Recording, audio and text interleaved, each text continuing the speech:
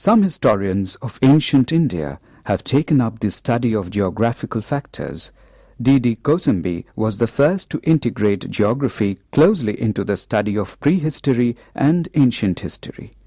Romila Thapar, D.N. Jha and Shireen Ratnagar have also woven geographical aspects into historical narratives.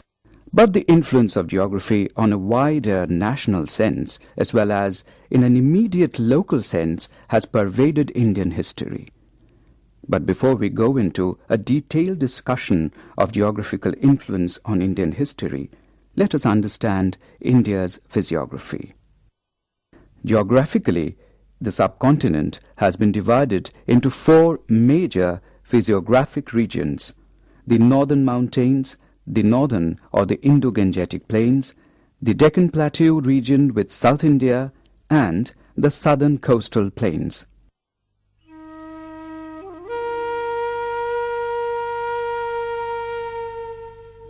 The northern mountains include Hindu Kush, Suleiman and Kirthar range in the northwest and Himalayas in the north and northeast.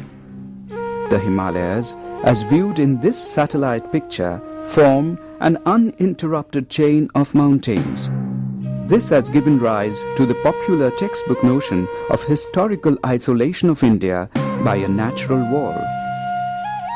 But this idea has also been contested from time to time. The Himalayas had passes, the Khyber, the Bolan on the west.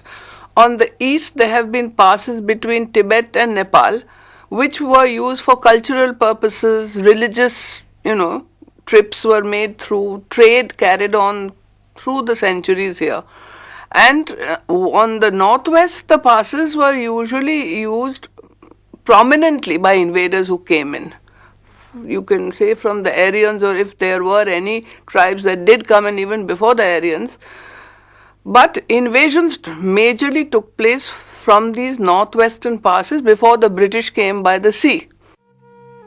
It is true that Himalayas have shielded India from the Arctic cold winds of Central Asia and Siberia, preserving the tropical nature of the country.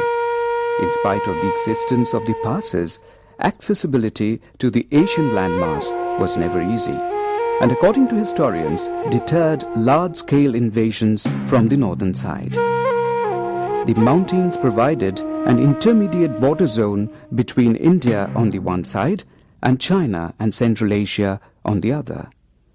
This abode of snow and celestial beings of Hindu and Buddhist pantheon was also never easily accessible. They were largely insulated from the political, social and economic life of the plains. The mountainous zones were in occasional political and military control of the empires of the north, sometimes under Ashoka, Harsha and the Mughals. But control was ceremonial rather than being effective.